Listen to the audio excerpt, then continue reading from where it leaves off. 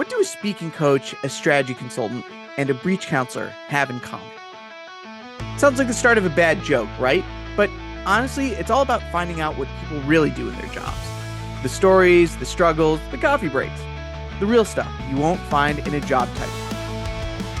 Welcome to a space where we sit down with people from all kinds of careers, have a laugh, and dive into what makes their work meaningful. Whether you're looking to learn something new or just here for a good story, let us be your guide. I'm Jeff. And I'm Charlie. And let's get casually bro! Today, we're sitting with Dominik Cvitanovic. Dominik, you're a lawyer, partner at the firm Wilson Ulcer. You're specialized in cybersecurity and data privacy. Fun fact about you, you once started a law firm in a hotel room and landed a customer in 24 hours. But let's not spoil everything right away. Can you please start by telling us who you are, what you do, and how you got to do what you do? Yeah, absolutely. I'd be happy to.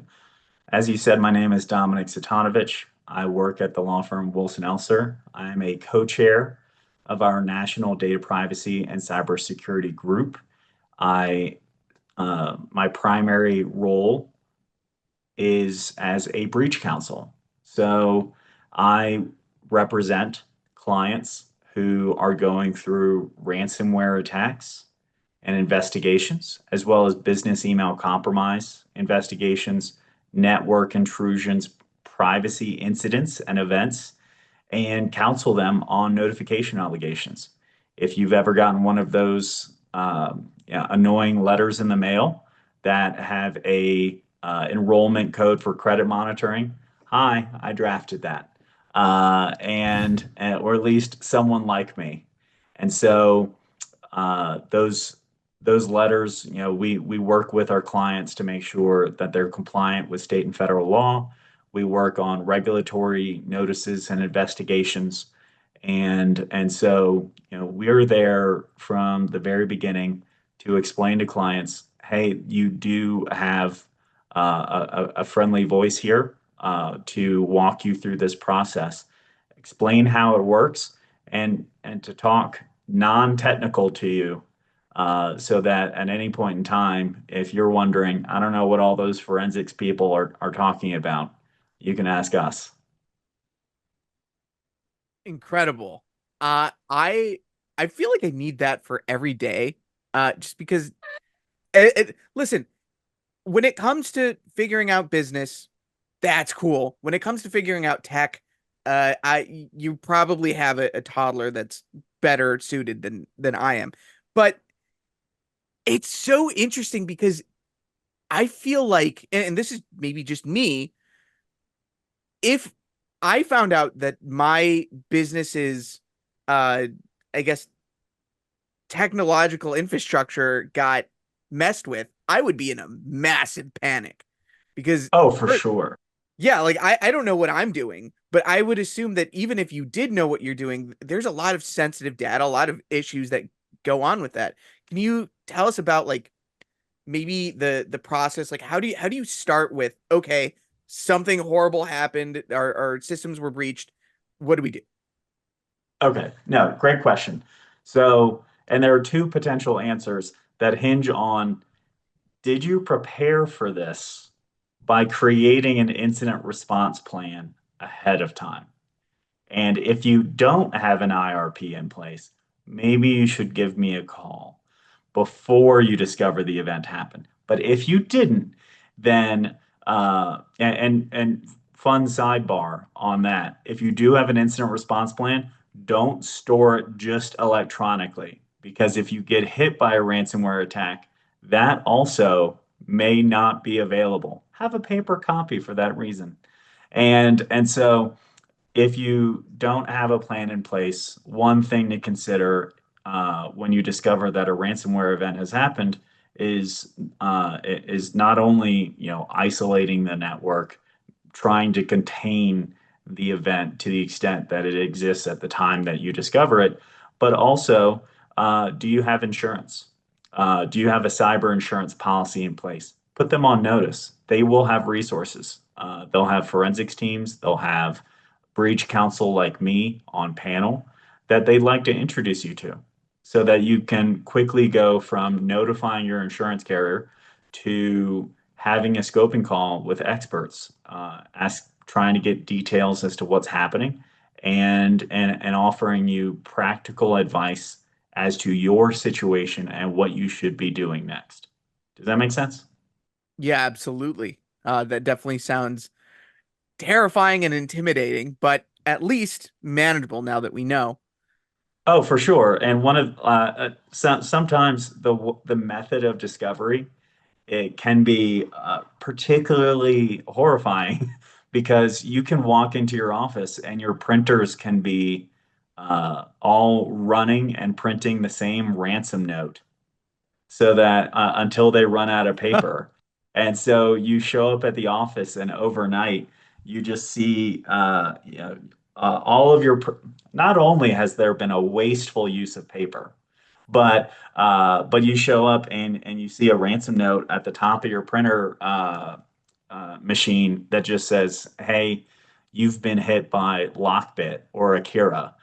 Reach out to us at this, link to our dark website and talk to us in order to get your data restored. But also, we've stolen your data.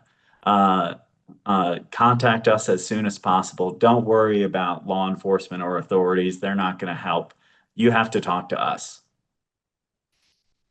Wow, you know, Dominic, as a former software engineer and someone who's been passionate about cybersecurity since I was a teenager, I can't help but think that if I were evil and if I wanted to create something to encrypt the data of people, I think making the printers print something would be a nice touch.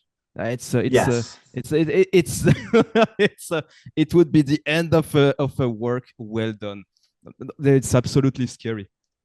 I remember myself having worked with customers, so they weren't targeted by cyber attacks, but they lost data in their servers, and they obviously the backup was a little bit of a problem. So I like that you mentioned that the very basic is to make sure that you have backup, that you have a plan, and that you have something that doesn't break when like storing the keys in the same network of the computers who will be affected.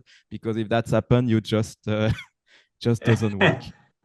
Well, and on that, you do have, recently there was an example of wild cards that if you no no matter what plan you have, the moment you get attacked, you really have to be able to improvise and figure out a way around it. Just this year, there was a group that discovered their potential victim had immutable backups, and immutable just means what it says. They cannot be changed. That's the point of them. You buy them so that when an event happens, you know that your backups will be there and they can't be encrypted, they can't be deleted by the threat actor. So this particular threat actor did something clever. They sent an email as the victim to their immutable backup provider and said, "We're canceling our subscription. Please delete our data Wow. immediately." And so when the attack happened, the client realized, "Oh wow, our the immutable backups that we relied on, that we were expecting to be there, had been deleted as part of a social engineering attack preceding a ransomware attack." And so these people are very clever. They're very motivated, and so that's why it's a good practice not only having a plan in place but also testing it so that, with an incident response team, with a breach counsel, so that we can introduce wildcards that say, let's say this happens. Let's say those backups are gone. They're incomplete. They're corrupted. What do you do now? Well, it seems that those attacks are more complex than just randomly trying something. In this case, they knew about the potential countermeasures that were already in place. So they obviously made research, and that's Yes. that's that's crazy. So it seems that i- you can expect the attackers to be extremely clever and to know many things about yourself. Dominic, I wonder, you're in a space that is highly technical, highly complex. There is a complex tech involved on one side, and then there is obviously all of the business that has to continue to run. So there is also this factor, and there is the legal aspect of it. How can you jungle all these domains? Yeah, that's a great question. From my side, I started as a classical history and economics major. I do not have a technical background. I came into the law as a commercial litigator. Once, after a few years of that, I had my firm had a need for insurance work. So they asked to bring me into an insurance case. I loved it. And so I started doing insurance work, and our corporate clients, at that time were asking, what is the GDPR? What is cyber insurance? And me and a partner learned. So we worked to figure out what is this space that is emerging at the time? How can we find out what's happening? And so we just researched, we read, and that was over 10 years ago now. And and so we learned what cyber insurance was. We dug into data privacy in order to advise our clients on emerging areas of law. And and so, that was the entryway to learn it. And then over time, consistently researching, learning, buying books, taking courses to better familiarize myself with the technical. At this point, I still wouldn't consider my technical expertise on the level of the forensic vendors I work with every day. They're resources.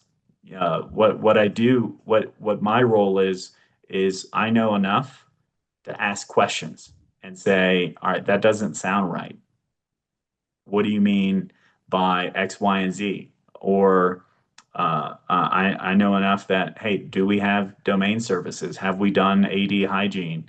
Are we resetting these passwords?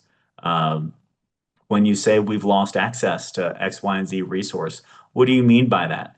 So as a lawyer, I get to be extra annoying by just asking everyone the questions the client wants to ask, but feels worried that, maybe I'm going to interrupt the process. Meanwhile, I'm just going full on into it, just saying, no, no, I want answers to these questions. Please let me know what you mean by that.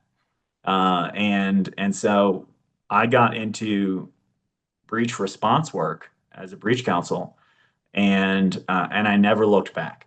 It is a extremely fulfilling area of the law where I get to provide advice on the legal side while also helping people through their absolute worst moments. And at the end of the investigations, when I'm closing my file, the clients are never more thankful than in this space. And so, regardless of what I do for the rest of my career, I'm still breach counsel will absolutely play a role in what I do. You know, I've been fortunate enough to have a varied career, in one that allows me to go through some really cool and interesting experiences. One of the, I think, the most hectic one that I've ever experienced was actually a data breach. And that, now that we're talking about it, I can remember I was an auditor on in public accounting, and it seemed like a very kind of like a regular year. Not that there are many of those, but just things were happening in concert that we were expecting, and everything was fine. And then towards the end of the audit, because of course it always happens towards the end, we noticed that there was something weird and some numbers weren't matching up. And we're like, okay, well, this doesn't make a ton of sense. We go to the management, and management says, yeah, that doesn't make a ton of sense. And then they look at what was happening, and it turns out um, one of the emails for the accounts payable side got hacked um, because, well, actually, no, the email wasn't hacked. The bad actor sent an email saying, "Hey, we need to change the financial information for this one vendor." And Classic. so the AP side said, "Oh, okay, that's fine." And then they just sent money to the new vendor information. And once we figured out what happened, all hell broke loose. Yeah, This was a public company. Things were like very regulated. Everything was super, super had to remain uniform. If not, bad things would happen. But the thing that really caught my eye on situations like that is how much it touches every single part of the business, right? right. Because I think so many people have a misconception that, okay, there's a data leak or a hack or something. That's just the tech side. The business side doesn't matter. The finance part doesn't, whatever. But there's a lot that goes into it. I mean, in your experience, how widespread, how pervasive does a data breach problem or a hack kind of get So from a stakeholder perspective internally, you mean? internally, externally? Talk to us about the worst case scenario where something is like it touches everyone, Yeah. unfortunately. No, unfortunately, you do have to plan for these events to be holistic. So, like you said, it's not simply a technical problem. It's an HR problem. It's a sales problem. All of a sudden, you're not able to issue out invoices or maybe make payroll. How are you going to communicate that when your employees show up at work and realize, wow, my workstation has a blue screen of death. What do you want me to do? Am I just gonna wander around and just ponder things until y'all get the computers working again? And so they're asking, what is happening? Are you have we been hacked? Uh, how should we respond? And so you have to anticipate that you're going to have communications needs. So that means you're going to have to involve HR for internal. If you have a PR team for external communications, having them involved. How are you going to handle social media when this happens? When people realize that you're not operational, you're not able to provide services regardless of whatever you do. Let's say your website is down and you provide let's say you're a toy company and it's between Thanksgiving and Christmas and you can't take orders. How are you going to handle that? Uh, so that is not purely a technical problem. It's a whole company issue. And the threat actors know this. And so, if they hit you and they start researching what you do, what kind of revenue you have, what time of year it is, they or especially if they get into your environment and find your cyber insurance policy, these people are great coverage attorneys on the other end of the line.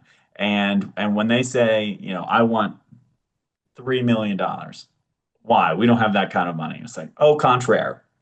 I acquired a copy of your cyber insurance policy, and I see that you have an aggregate limit of $3 million, and I want it. And so at that point, your risk management folks are in because to what extent is your cyber insurance policy triggered and covered for that kind of extortion payment?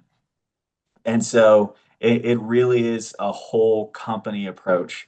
And, because you could be in a situation where your operations are simply down and your customers are inquiring, what do we do? I need this order yesterday for my business to work. And so how are you going to respond? what kind of timelines are is your company in your particular situation going to be in when this event is discovered? Wow. Dominic, you tell about those groups, and I wonder, do we know who they are? How many are there around the world? Are they independent? Are they maybe linked to nations? Do we have any information about those groups? So there are groups that are associated with nation states. Absolutely. There are some, but there are also, uh, you know, non-affiliated or at least groups that we don't know to be affiliated with any particular, state. And so over the past 6 to 7 plus years, there have been groups that have been formed. They occupy a primary space in the market, as it were, and then something happens where that group, for whatever reason, becomes less well known, and and so if you're looking at statistics on groups right now, so there are clear websites that trace what groups are active, how many posts have there been lately. And so there's one particular one that I use, that one of their statistics is we are currently crawling 492 as of this day, uh, dedicated leak sites belonging to 216 unique ransomware groups. And so it will monitor the dark web or the clear web to see what's been posted recently, who's been posted, and what kind of data is out there. And so uh, you've got big groups like right now. There's one called Play. You have Killin or Sillin, depending on pronunciation, and so these groups become very organized and are not all, but a lot of them are what's called ransomware as a service. So you have a core group that is responsible for the leak site, making sure that everyone's using similar tools, and so they basically say, if you're interested in taking part in this organization, you can come to us. We can work with you so that you actually are responsible for getting in, taking data, and then deploying the ransom note, and then we provide the back end service. And so you get Wow. 70, 80, 90% of the cut. We get our commission on top of that. And so people walk Really? away. Wow, that's crazy. Oh yeah, it's wild what they do. And so some of these organizations get taken down, or at least disrupted, I think might be a better word, as from by law enforcement. And so a recent example of that would be the Lockbit group. Lockbit 3.0 used to be one of the most prolific ransomware groups in the world. And so they got on the wrong side of law enforcement over the past few years. And all of a sudden, you're not hearing from them so much anymore. But the issue with ransomware as a service is, if you take down, basically the franchisor of the criminal organization, all of the operators and agents that were, working for that group just go move over to another group under a different name. And so now they're still doing what they were doing, but under a different brand name. I I can't help but imagine the kind of like vision of how we look at crime today, right? I mean, when we think about something like organized crime, it's an antiquated kind of like mafioso, maybe cartel-y kind of thing. But this is kind of the new face of organized crime. No, this is like Absolutely. corporatized cyber crime, um akin to just having like a corporate environment for crime, which feels uh, dystopian to say the least, but if not at least terrifying. um but I guess okay, kind of like taking it to a little bit of a better place here. Uh, Yeah. this is like a really niche area of practice in general, I would imagine, but even in terms of law and kind of the value that you bring, a unique kind of set of value that you provide. But it also, I imagine, ties to something that you experienced or that maybe you went through or you saw that kind of got you to thinking like, okay, I was an attorney in insurance and now cyber security is something that I'm passionate about because I would assume, being a partner at a firm working on all of these breach cases, you must love what you do. Can you tell us a little bit about what got you interested in the first place? What made you say, this is what I want to do, and pursue it? Absolutely. So you're absolutely right. I am very passionate about what I do. I absolutely love my job. I hate the circumstances that give rise to people needing me Mm, during these events, but I absolutely love my job, and so I got into this space because I was assisting, like I said, corporate clients through cyber insurance issues, and those clients started going through cyber events and asking, how do we handle? And so, at the time, being a breach counsel, this was before the wave um, of ransomware attacks in the past few years, and so we started learning, my partner and I, on how to address these events, dug into it, and just it was a fascinating area of law that was so different from what we were used to, and yet still very much the same. The practice of law is still very much, hey, look to the statute, see what it says, understand, what is known to be required versus what's recommended, or what's simply guidance, and and so just having such a dynamic area of the law was fascinating.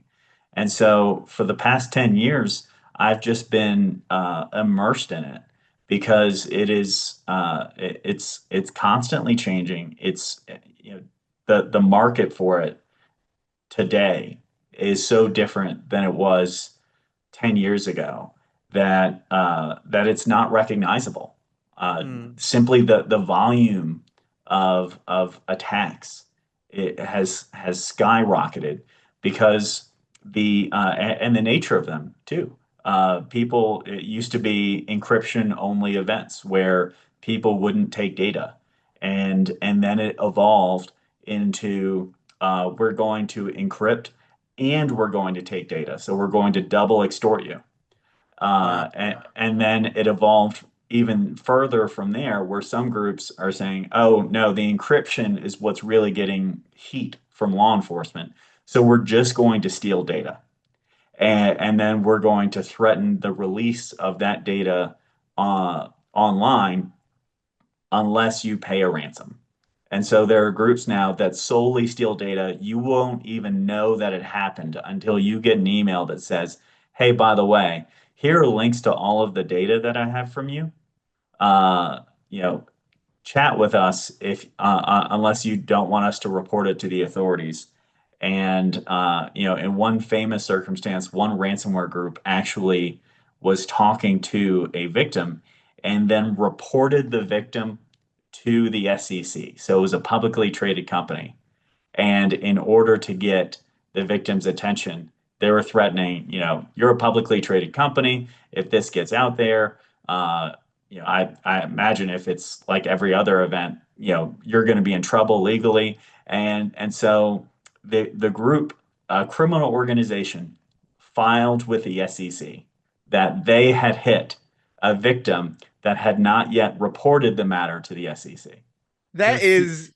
It, I mean, for anyone who doesn't know that world, that part of the finance, that is it's astounding, but it's also, I'm sorry to say, like criminally hilarious. Like the idea that you, not only am I going to steal your data, I'm reporting you to the SEC Yes. for something Yeah. that's ongoing right now. Yeah. That's wild. Oh my So goodness. it's truly a wild ecosystem. It's fascinating. And so, there's so many different instances in which you sit there at your computer or you're looking at your phone thinking, wow, I can't believe this is a job. I'm getting paid to do this, and so you're watching it, thinking, from my side, I want to help people. I want to get them through the event and be able to then emerge from the process and think, I'm better off now than when I started. And so that's always the goal. But but sometimes going through that process, you just go through experiences where you're like, what a fascinating, interesting world we live in. Just as an example, I had one client who badly needed a decryptor in order to get operational again. And so we ended up negotiating a ransom through a third party, and and then payment was made to this particular threat actor group, who then disappeared.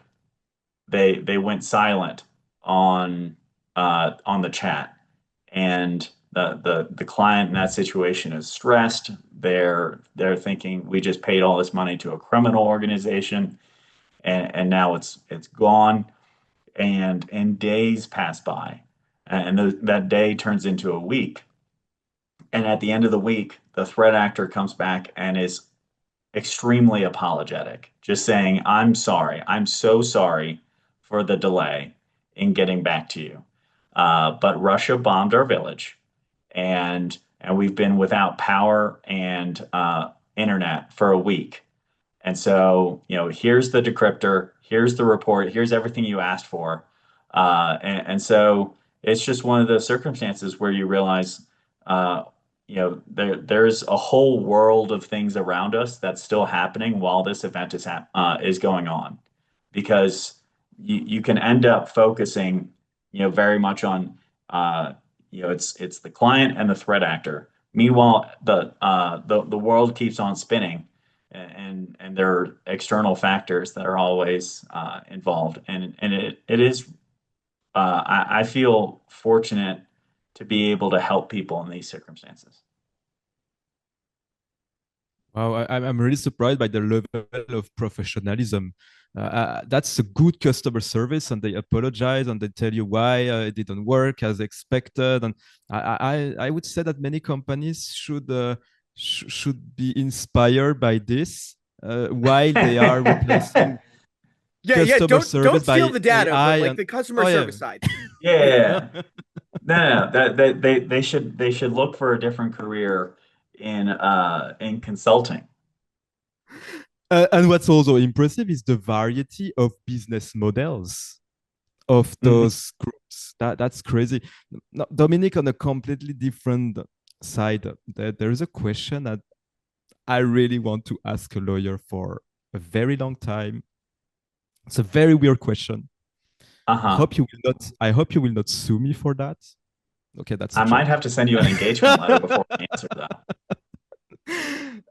You know, lawyer is a very serious profession. So you're really dealing with dramatic events. Um, you need to you have a legal framework that is really set in stone and very serious. And so I wonder how someone like you can balance authenticity, fun, your own personality with the professionalism and the image that is required when you do your job. Oof. Uh, that is a difficult question. And from my side, there certainly is a balance between serious and not. If you asked people that work with me, they understand that I certainly have a sense of humor that I let bleed into my work simply because if you don't laugh about the circumstances, you'd cry. So, fully understanding, and it also helps just personalize the situation and the people you're working with that, it's we're not just automatons on the other end of the line. We are people with whole lives, and so you certainly we certainly do interject a bit of humor uh, as well as the professionalism, while understanding that there are certainly just situations and times when a more stern, serious approach is called for. When when you're in a regular when you're in an interview with a regulator is not the time to start cracking jokes. And so it's absolutely just a matter of discretion. And then when it comes to internal, so my team, um, as far as what we're discussing internally, we're just joking all day long. We start, at like 6 a.m. Until sometimes 8 or 9 at night, and not even just about our cases, just the world at large, and just making puns and cracking jokes, simply because it's a high energy, high pressure work that we do, and you need to be able to blow off steam. And I submit that puns are a very healthy way to do so. You know what? Of that, I definitely think we can agree. Um, but Perfect. you know what? But you know what? It's really weird because you don't think about generally like super important professionals as being human sometimes, right? When you engage a lawyer and an accountant or an engineer, and you're like, I need you to do a job, I need you to do it perfectly well, and uh, you know, kind of like high precision value that I need uh attached to this relationship. And yes, yeah, absolutely, they can do. I'm sure your work is um flawless on the worst of days and transcendent on the best. But uh on top of that, we don't also think about that like a happy professional is an effective professional, right? Yes. If you're not taking care of your personal life outside of work, um I mean, we can compartmentalize briefly, usually, but it's not very effective in the long run. Um, so it's good to hear that, even lawyers have a sense of humor attached to Even uh lawyers. Yes. Yeah. No, I'm, uh, you know, some sometimes I'll make the joke that I married the only lawyer I like, but in all honesty, in all honesty, I work with an absolutely incredible team of people who are all not only great lawyers, but also just quality individuals Mm, and people on a personal level. And that being said, I am where I am, not only because I work with a really good team, but I have the absolute best partner in life. My mm. wife has been with me through all of it, and she is the most brilliant lawyer I know, and also just the most fascinating individual. So my ability to balance work and life is attributable primarily to her, and just what an amazing person she is. she is not holding him at gunpoint, in case anyone is curious about hearing this on the audio No, side. she's not here. I promise. No, but that's super cool. I also love my wife. I can't imagine a world where I am a single percent uh as successful as I am right now without her. Uh, but you guys also share some really interesting stories, and we talked a little bit about this off camera, but um, there's one particular one about you guys starting a law firm from scratch on Yeah. Ah, vacation. finally. Yeah. Yes. I have to hear about it. I need to know like what happened. Like, tell us about that.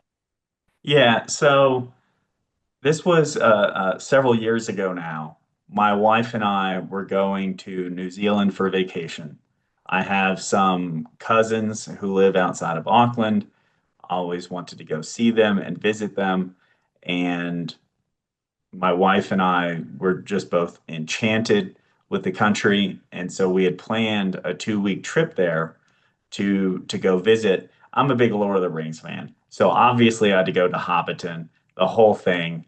Uh, she it, if I had thought there was a remote chance that, hey, let's do the whole like Hobbit walk from Hobbiton to where they filmed Mount Doom, I would have asked and done it, but no. I absolutely knew that was a no-go.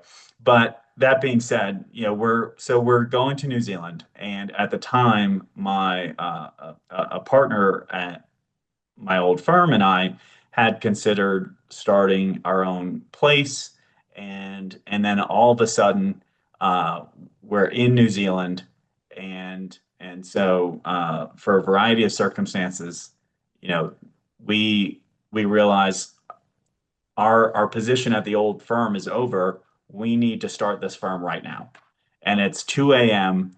in a New Zealand hotel room, and I wake my wife up. I'm like, hey, we need to move. We need to make this happen today. And so again, she's amazing. So instead of going, let's maybe handle this in 5 hours, she just jumps into action. We start getting Westlaw in place. We start sending out emails to clients with engagement letters, trying to establish, revenue streams going forward. We don't have a website yet. So we start building out a website and getting profile pictures. And so we're at this, I apologize, Marriott, but we're at the Marriott in Auckland, and my wife starts taking a lamp apart in order to have the perfect lighting for the headshot and the picture.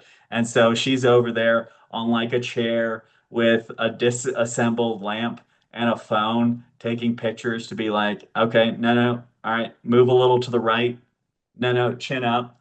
It helps with your double chin. And so we just make it happen where, we get the website up, we get malpractice insurance in place, all within 24 hours.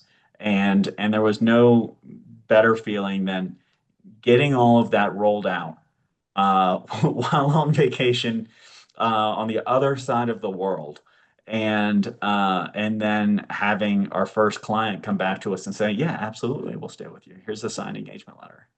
And from that point, the rest was history. We stayed at that firm, for a few years before I had the opportunity to join Wilson Elser, because their incident response team had a need, and so I was happy to join and take part. And so I've now been at Wilson Elser for about 4 years now. And so I was at that other firm, the firm that we had started for about three. I don't regret it at all. It was just a truly once in my life experience. Now I don't want to do it again, but it was, it's truly formative to go through something like that with your partner in life, and it's it makes you really appreciate who they are as a person and that you're in it together. Wole. So if you're listening to this and you wonder if you should start something or not, get inspired. You can go very fast if you really focus and you just get the first version down. Doesn't have to be perfect. You can even use a lamp and light your head to take a profile pic. I guess that's a very good life hack, Dominic. Thanks a lot for having sharing this. Thanks also for your honesty and your openness. I now would like to ask you more about how does your typical day look like? Just to have a little snapshot of what type of actions you do. Do you make a lot of phone calls? Do you spend a lot of time answering email? Do you waste a lot of time in traffic? I mean, how's the life of someone who does what you do? Sure. So I'm happy to start with the traffic question. And the answer is no, because I work from home and I am about uh, 20 feet away from my desk while I sleep. And so I wake up every day at 4:30 in the morning. I go walk my dogs for an hour, and then at around 6 o'clock, I start the day on my group's team chat, usually with some sort of funny GIF and a good morning message to everybody, and then I suppose whether it's funny is in the eyes of the beholder on that one, but I pay them, so they'll say it's funny. And then I go get coffee for my wife, and we spend an hour every morning hanging out and watching TV. And then I get the day started around 8 o'clock. I mean, I'm answering emails as we go, unfortunately on my phone. That's a hazard of the job. But I'm usually officially at my desk from 8 until around 4:30, 5 o'clock, and a lot of that day is taken up by phone calls. Um, I'm usually on, between 5 and 10 phone calls a day, if not more, and then emails are going back and forth over the course of it, and then sometimes just because we are emergency response, uh, we are the emergency services of the legal world. The sometimes calls happen at night wherever you are, and so I usually have my computer with me, and I break it out when we have a need. You just handle things, and then you go about your life. On that, just to give you an idea as to how many emails are involved, I actually looked at how many emails I sent in the last 12 months, and it was a little over 28,000. So What? it, and so that's for the last 365 days, and so that's just the nature of it. Actually, I just checked 27,666 in the last 365 days. So that's the nature of it. Yeah, so you're barely on your email. You almost forget about it, right? Yeah. What is email even? Oh, Oh my. do you try do you try to get to inbox zero? Absolutely. I'm very much a zero inbox I mean, person. uh, that in and of itself is so impressive. But uh, you know, Dominic, while we get to the end here, Jeff and I started Casually Pro because we selfishly love to talk to interesting individuals like you, but we also find that there's a lot of value that you get right when you're hitting the successful part of your career that you can start at any point, right?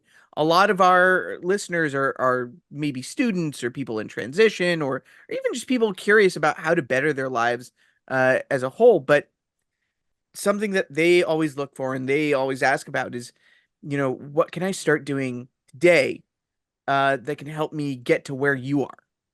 And so we asked that question for them. Dominic, what's one skill that has maybe served you throughout your career that has gotten you these awesome opportunities, finding something to do, what you love, but also to do it effectively, and to really succeed in the world of uh, being a cybersecurity attorney. Well, frankly, one thing that I preach is if you're an attorney, if you're really any capacity, any role these days with email, quickly responding is free. That is not something that you have to invest in, that you have to pay money or have a service for. If someone sends you an email, getting back to them quickly costs you nothing. And so, but can has the potential to build a reputation for yourself. And so people know that, when they need something from me, I am not that far out of touch. They'll ask, "Hey, can you help on something?" I've had people reach out to me and ask, uh, "Are you available for a call in 4 minutes?" And the answer is yes. And so being that has served me well because people know that if they need something, that I am there. And so that has gone a very long way for me without a significant uh, investment financially, or it doesn't require an extra degree or schooling. It just communicate with people. And even if they're asking questions or something that you don't know the answer to, just reach back and say, "Hey, got it. I'll work on this and get back to you by tomorrow." You don't have to answer substantively right now, put everything down, but simply acknowledging receipt. And all of a sudden, when I was doing insurance coverage work, or as an attorney, when I was doing commercial litigation, it all applied the same. That clients were like, "Wow, thank you for getting back to me so quickly." And setting expectations as to when I can hear back from you, and or at least substantively. So, getting yourself building habits where you're communicating quickly and effectively with whether it's your partners, whether it's your boss, your supervisor. That will go a long way in every profession. And I cannot, compliment more highly that kind of communication structure, uh, because everyone who works with you, for you, um, will greatly appreciate it. Does that answer your question? Yeah, absolutely. That definitely goes a long way to helping a lot of people in their careers. That's very interesting, Dominic. Micro question, very micro question. If you say you don't know, but you check and you answer by tomorrow, how do you make sure you don't forget? So that goes back to your earlier question as to whether I'm a zero inbox person. So when I'm setting a task for myself, I will BCC myself so that my email goes back into my inbox. So I know Oh, any email that is still in my inbox is a task that I need to complete. And I'm not going to filter it into my subfolders or delete it until it is done. So, using that strategy, I can tell you I currently have 8 emails in my inbox. And I know that, by the end of the day, I'll make sure that's at zero. That means I have 8 tasks that I need to handle. That's really amazing. I've never heard of this strategy, Dominic. Hmm. That okay. Thank you. Thanks a lot. Thanks a lot. That was completely unexpected to get productivity advice like this during this interview. No, Dominic, we Absolutely. are Thank you so much. We are near the end, but before we end, there is one question that we ask all of our guests that I would like to ask you. I will give you for 2 minutes the magic microphone. And the magic microphone is magic because it allows you to leave a message to everyone on the planet. Everyone was living today, but also everyone in the future. Somehow they will get your message. It's your chance to leave a unique, universal message. And of course, you can think for as long as you want before you start. Here's the magic microphone. What do you want to say? What I want to say is this, is that no matter where you are, no matter who you are, there's always someone out there who's willing to help you through whatever situation you're going through. And all you have to do is ask. Never be afraid to ask the people in your life, your family, your coworkers, whoever, to for advice, for assistance, for kindness, because ultimately we should never forget that we all have personal lives. We're all busy, and never attribute malice um, or ignorance if you realize, oh, why didn't they ask me to X event, or they could have included me. Be proactive. Go out and say, hey, I'd love to come along, or are you able to help me through this project that I'm or this difficulty that I'm experiencing. Never be afraid to reach out and ask the question, because ultimately, if you stay silent and then build regret, that is something that you're going to look on years later and wish I wish I had said something, because then I find out that the people around me, they had these important things going on in their life.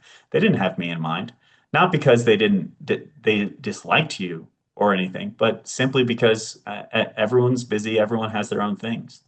So if you want to be a part of a community, if you want to get the assistance of the people around you, ask. Never fear asking, because the worst thing that someone could say is no, and then you move on. So go out there, get the help of people around you, and hopefully you'll be rewarded. And so that's something that it took me a long time to learn, and it's how you come to live a life uh, with as little regret as possible, because when given the opportunity to involve those around you, you took it, and I cannot more strenuously emphasize that uh, that you won't regret it. Wow, what a unexpected but uniquely profound and beautiful message. Thank you so much, Dominic. Where can people find you? How can people get in contact with you? So, my on the Wilson Elser website, you can find me under the cybersecurity and data privacy page. Uh, for the audio community, my email is dominic.cvitanovic@wilsonelser.com. So that's a bit of a mouthful. So maybe best to just search for Wilson Elser data privacy, and you'll find me there under the co-chairs on the right-hand side. But my email is there. As y'all already know, I will respond, and so never hesitate to reach out if you have questions. If you're like, I'd love to chat about who I am and mentorship opportunities, let me know. I'm always happy to have a call. Just add it to the list over the day, and then we'll see how we can help. Absolutely. And we'll definitely make sure to link those things in the description below. Um, Dominic, thank you so much for spending this time with us. As terrifying as it is to learn about the cybersecurity mishaps that can happen out there, it was very cool talking to you and figuring out kind of that world and getting a glimpse at the cool and literal war stories. So, Yes. for those of you who made it this far, please make sure to like, subscribe, maybe send this to someone who needs a little help figuring out their cybersecurity preparedness. And make sure to check out Casually Pro every Wednesday for a new and interesting kind of slice of life that you might not know about, but you really should be listening about. And we'll catch you next time. Thank you very much. Bye bye.